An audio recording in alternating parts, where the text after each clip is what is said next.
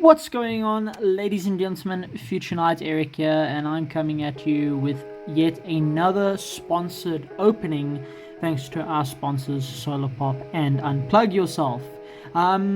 Once again, as you'll see, there is currently nothing on my desk. There is a reason for that, because today we're also going to be taking a look at our accessories. I was sent these, I'm not going to lie, not very beautiful Elemental Hero accessories. Out of all the accessories that I have received and I've actually got my hands on and, taken an in-depth look at, this is by far my least favorite mat. And actually other accessories, they just seem very mediocre. I don't know what the idea was behind just literally taking the card art and just shoving them next to each other onto one mat and calling it a unique game mat. Like, it doesn't really make sense to me. I mean, if you want to get a look at just the mat by itself, you can have a look there. It's definitely the most underwhelming out of all the accessories. That being said, though, if you're a huge hero fan, obviously this is absolutely a mat for you. I mean, don't get me wrong, there are a ton of heroes on here that I absolutely love and have a lot of nostalgia towards, but I don't know, I've always preferred the much more sleek designed mats, like the Albaz ones, the IP ones, just a little bit more subtle in what exactly they were going for. Of course, the quality on these is always quite decent. They're definitely getting better with time. Also, a good thing that I see they haven't done on this one is put zones. If they were going to not put zones on any of these mats, it would definitely be this one. Obviously, we have our quadruple of the OGs plus our Flame Wingman, and of course we've got some more notable ones there. I don't know the names of all of them, but I'll just try and get a view of all of the heroes we've got here. And of course we've got the Yu-Gi-Oh! Trading card game. In fact, I think we'll put that like that. I don't know, maybe I'm being a little bit harsh. The black border and no zones definitely makes up for the fact that the mat seems very lazily put together. And of course, like I said, the quality on these is actually getting a lot better. You can tell a difference between like this one and the Albaz one and some of the earlier ones like the IP and Dark Magician Girl one. These ones feel a little bit more material than that classic mouse pad material. Moving on, of course, we have the file. It's still in the sleeve. I did open it up so that I could get easy access to it. Easy, he says, as he struggles to get a hold of it. There we go. Obviously, this is just very standard. It's got pretty much the exact same thing that is on the playmat, just on a cover for your file. And of course, you've got this little protection thing, and then this fits your Yu-Gi-Oh cards. Not sleeved unless you're using perfect sleeve, and not recommended to put multiples in one pouch. But you got to do what you got to do when you're running out of storage. But luckily, because I have so many of these files, I actually have a lot of space to use and to fill up.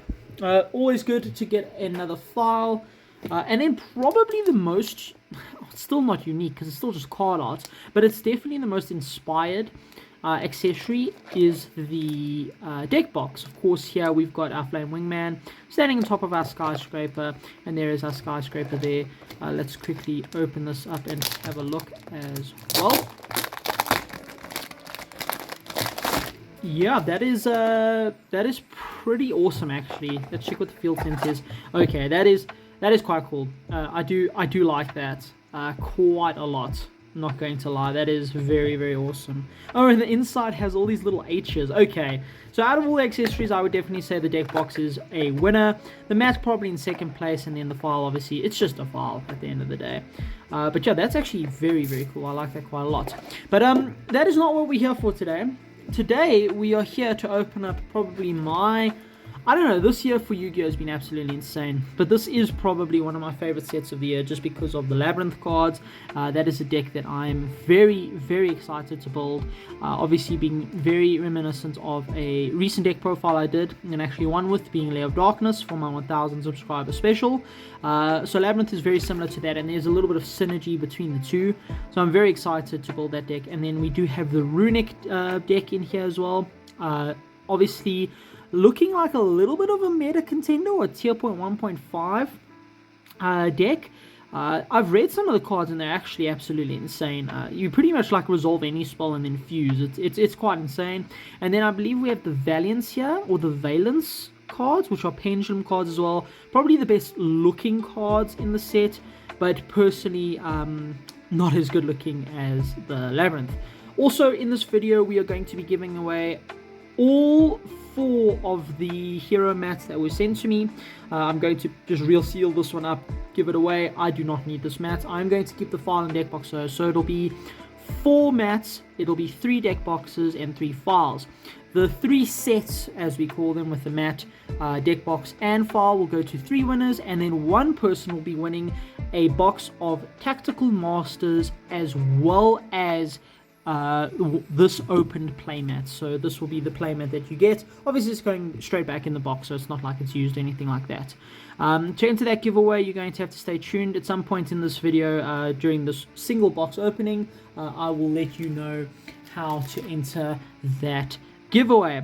And without further ado, ladies and gentlemen, I think we can just jump straight into it. We've got quite an up close view here. I hope you don't mind. It's just so we can get a read on some of these newer cards, give our honest review. Like I said, the runic cards are probably some I'm going to spend some time on. The Valence or Valiant cards, definitely not. I'm not a fan of pendulum cards, never have been. But what we'll do is let's take out our sides and let's just actually just mix them up. And then we'll take a sleeve, a pack at a time. Well, since that one's fighting with us, we'll grab that one first. And we'll just lay the others down in front of us. Alright, ladies and gentlemen, let's see what our first pack holds. Of course, a collector's rare Labyrinth card would be absolutely stunning. If it doesn't happen, that's also completely fine, but it's definitely something that we're looking for. Invade of Darkness, the reprints in the set are absolutely insane as well. It's Valiance. Yeah, they are Valiance, it's just spelled weirdly. Reckless Greed, Lilith, Lady of Lament. Like I said, there is definitely synergy between Lair of Darkness and our new Labyrinth deck. And then our first super rare is Valiance World Koenig Wissen. Apparently, the field spells for all 3 decks in the set are absolutely insane. So that is quite interesting.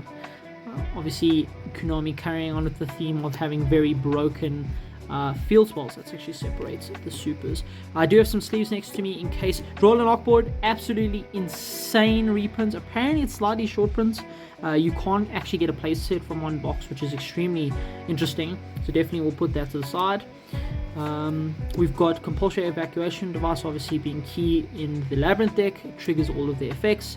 Trap Trick, and then we have Hojo, the Valiant Warrior. So he's the main big fire. He's actually water, but he's got fire in his card arts. It's very strange, but yeah, he is one of the super rares for them. Next pack. This is going to be a relatively short video. Not a lot of packs to open. There we have Fair Welcome Labyrinth. So Labyrinth, as far as I can tell, is for the most part like a gimmicky joke about platform games. Something that it kind of reminds me of 1 Minute Hero. I'm not sure if anyone knows what that game is. It's Japanese like scroller game with these chibi type characters. But then when you get to the main deck monsters, the ones that actually do something, their art becomes a lot more serious and they end up turning into lollies and waifus, which is pretty cool. The card that should be banned: Nozuki, Quick Booster, Lilith, and we have our first ultra rare Runic Tip. I do believe that the runic cards are the highest valued cards in the set, which is awesome. So any ultra rare or any higher rarity card will do. We'll sleeve it up in our white dragon shield. Pretty cool. So that is our first. That's a little bit disappointing. Of course, I want the Labyrinth card, so all 3 ultra rares being Labyrinths would have been amazing. Fiend Griefing, Pendulum Switch, a lot of reprints in this. Runic Dispelling, Labyrinth Archfiend, and then there we go, there is a Labyrinth card. Archfiend's Ghastly Glitch. If you control a Fiend monster, target 1 card on the field, destroy it. Then you can send 1 Fiend monster from your deck to the graveyard. So this pretty much triggers stuff like Scam, stuff like Farfa, but mainly you're going to be sending a backjack, just so you can trigger the backjack, get access to some of more of your trap cards, digging for those all too important trap cards. Speaking of, the most important trap card in the deck is definitely Welcome Labyrinth, which summons out one of your Labyrinth monsters, and then of course the one that's on the card art, which is Lovely Labyrinth, which is the main boss monster of the deck. Next pack, we have Labyrinth Stovey Torby, Compulsory Evacuation, Cosmic Cyclone, also great reprint, becoming very hard to find. Scapegoat, great reprint, just coming off the list 3. And then we have Valiance Buster Baron. So the Valiants are also quite interesting in the fact that some of them are like mechas and some of them are like warriors. It's very strange. I think they actually fight each other within their own archetype, which is quite interesting.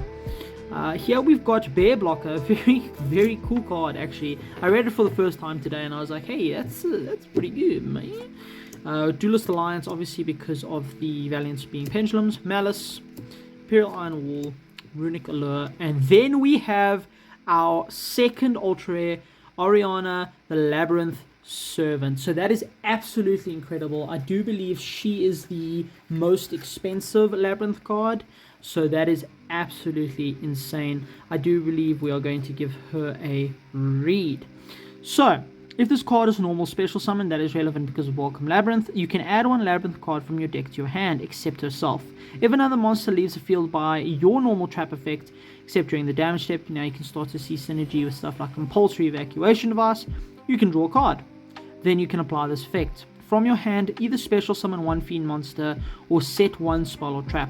You can only use one Oriana Labyrinth Servant effect per turn and only once at turn. So essentially you can Welcome Labyrinth her out, add your Lovely, have a trap to disrupt them, draw a card, special summon Lovely, which is the combos with this deck are absolutely insane. Yeah, that is an awesome pool. And on that pool, actually, because we only have one ultra left, because these sets are kind of terrible, only giving us 3 ultras, I'm going to let you know how to enter the giveaway. So down below, I would like you to please let me know which of the 3 decks you are most excited to have, or to play against, or to see in action. Obviously, you've got your new Pendulum deck, you've got your new Meta 1.5 tier contender, and you've got your stunning, amazing trap deck. Which of the 3 decks that you can build from Tactical Masters are you most excited for to either play against, or just see in action pretty much? And you can stand a chance to win not only a box plus a mat, but also there will be 3 other winners that win the mats plus deck box plus files. So yeah, let me know down in the comments below. We have Cosmic Cyclone, Valiance, Scapegoat, Quick Booster. This is actually for Runics. All of their spells are quick plays as far as I can tell. Astrograph, Runic Allure, and then we have Valiance, Genesis, Grand Duke. I am a terrible person. I have not been separating the shiny ones, so I'm just going to keep aside what I think is valuable. So the best thing we could possibly pull that's left in this is either CR or CR plus a Welcome or a Lovely, and the CR being either of those. Well, there's no CR for the Welcome, but a CR Lovely would be absolutely lovely. Book of Eclipse, Labyrinth, Savion, Scapegoat, Runic, and then we have Runic Flashing Fire. So I believe this is the best Runic card. All of the Runic spell cards are actually super cool. They're all first-person shooters. So you'll see they're all from the first person. So here you've got the hand going, and then here we've got like a gun going. So this is the best one. Activate one of these effects, but skip your next battle phase after activation. Target one special summon monster your opponent controls, destroy it, then banish it to up 2 cards of your opponent's deck. Special summon one Runic monster from your extra deck equal to the extra monster zone. What? Extra deck to the extra monster zone. You can only activate one Runic Flashing Fire per turn. So literally just spams out their fusions, and like this is just straight up just target disruption and banish from their deck. It's insane. You can mill out your opponent, I think, in certain strategies with this deck, which is pretty crazy actually. Next pack. If we do pull a 3rd ultra, please do stick around, because obviously there's that chance of pulling that collector's rare. Labyrinth Coup Clock, one that you don't necessarily play, but I think it's quite interesting. It lets you activate a trap card the turn you set it, just by discarding itself. So that's pretty cool. And then we have Hojo again. Wish we would see some more Labyrinth super rares, like the Archfiend glitches, as well as the Field Spell. That would be quite cool. We have Bear Blocker, Labyrinth, Trap Trick, Labyrinth, keep giving me those Labyrinth, baby. Valiance, Astrograph, and then Valiance World, their Field Spell.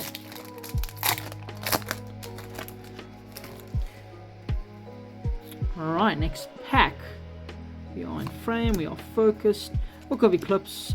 This is probably the best one. Zuku, Valiance Ninja.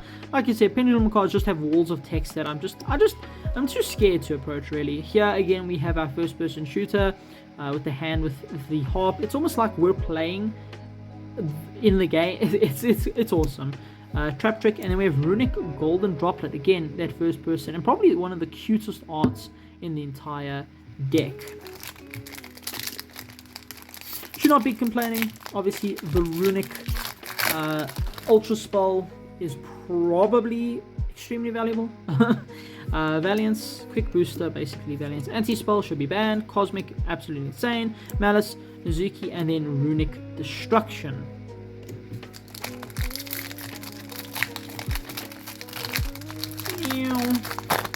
That one was fighting with me a little bit. Cosmic, I do believe we are over and above our play set due to us. We don't have a second roll, and I think this is our first backjack as well, which is very interesting. Reckless Greed, Anti-Spell Fragrance, and then we have the ultra rare Runic Hugin, the Runic Wings. This I believe is the best generic one. So if it's special summon from the extra deck, you can discard one card and add a Runic Field Spell from your deck to your hand. If another cards you control would be destroyed by card effect, you can banish this card you control instead. So this is what I was referring to my Lair of Darkness profile being the card that replaces the Lord of the Heavenly Prison. So you disrupt them with one of the spells, make this, and it protects all your cards from being destroyed. It is cards as well, which is awesome. If this card in the field is destroyed by battle card effects, return this card to the extra deck. So you literally just need one if you're playing something like Prosperity, but obviously in my version of Lair of Darkness I'm playing Extrav, but still pretty neat card to have. And that does actually wind up our ultra rares, which is terribly unfortunate.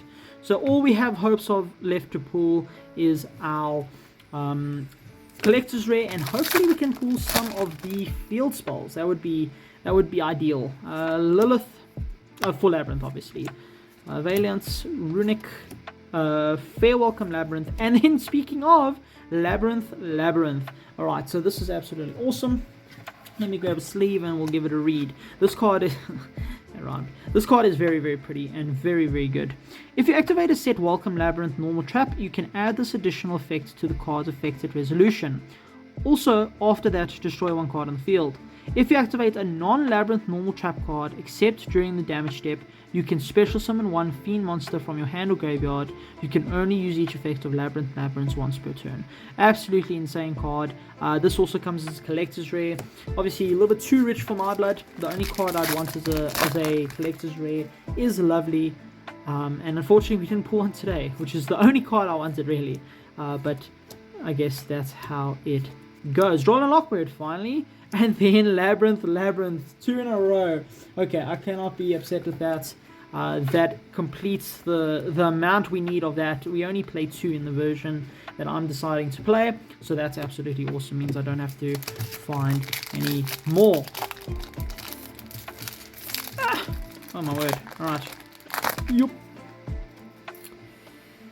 We've got our Bear Blocker, Invader, Cuckoo Clock, Runic Smashing, Imperial Iron War, Absolute King Backtrack, and we've got Giri, the Runic Fan. So let's give this one a read as well. Might as well. Cannot be destroyed by card effects. If this card is special summoned from the extra deck, which of course it will be, you can target one non-quick play Runic spell in your graveyard, add it to your hand. When this card is destroyed by battle, you can target one card on the field destroyed. So it's just a bunch of disruption. Like you can summon this out, crash it, pop cards. Like that's actually quite interesting. I think the Runic deck is actually quite spicy. Astrograph, Backtrack, Archfiend, Lament, Duelist Alliance, and another Runic Fangs. I'm guessing that that's interesting that both sides were seeded like in a very similar way. If that keeps happening, that's actually quite concerning. Fiend Griefing, Quick, Compulse, Pendulum Fusion, Dispelling, and Runic Flashing Fire. That would actually be concerning because I think in American boxes, the Super Rare is actually like the 3rd card down, and I think the Ultra Rare is the last card down, or the Collector's Rare. So it makes it quite weird when you're opening packs like this, because you'll know if you've got an Ultra Rare before even seeing the Ultra Rare. Flashing Fire, that is actually our 3rd. That is pretty awesome. Come on, Collector's Rare. Duelist Alliance, Storm, Darkness, Switch, and Valiant Warrior. That is our 3rd of Horjol.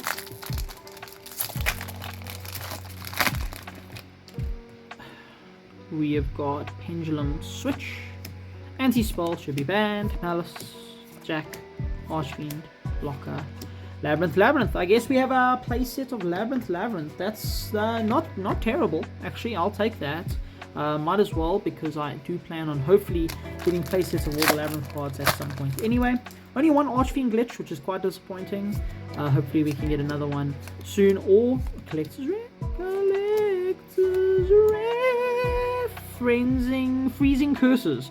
I believe this is the Forbidden Chalice. Targets one effect once your opponent controls, negates its effects until the end of the turn, and then you banish the top 3 cards of the deck in Fusion Summon, which is actually kind of insane. What else have we got? This has definitely been a Runic box. Hey, we got a place to draw out of a box. Okay, that's pretty lucky. And then for this one, we have our 3rd Fieldspell for Valiance, and of course we get to our last pack. I don't think we're going to pull a Collector's. It's not in the books today, but let's see what last Super Rare we can get here, ladies and gentlemen. Okay, Labyrinth Barrage. This is the one that copies another trap card that's been activated. When you activate a set normal trap card, except this card, this effect becomes that normal trap card's effect when that card is activated, so you have to chain it to it. Also, until the end of your opponent's next turn, after this card resolves, your opponent takes no effect damage from your card effects. Not that ever mattered, but it's pretty cool. It means you can resolve hard once per turn cards more than once, which is actually pretty awesome. And yeah, that's pretty much it, ladies and gentlemen. Just a quick one-box opening, review of some accessories here. We got some Labyrinth cards, obviously. They've already been sleeved up because they are hopefully going to be going into a playable version of the deck. Only one Archfiend glitch, which is terrible. Oriana, the Labyrinth Servant. And then we have our 2 Ultra Rare Runic cards, which could potentially help me trade for more Labyrinth Ultra Rare cards, which would be very, very cool. Yeah, that's pretty much it, ladies and gentlemen. This is probably one of my favorite sets of the year, alongside the legendary Duelist of the Deep, as well as Power of the Elements, just because all of these sets have had cards that I actually want to play. So it's definitely been very, very interesting. And yep, that's pretty much it, ladies and gentlemen. I hope you enjoyed this opening and this review of the accessories, the hero accessories. And this is Future Knight signing out.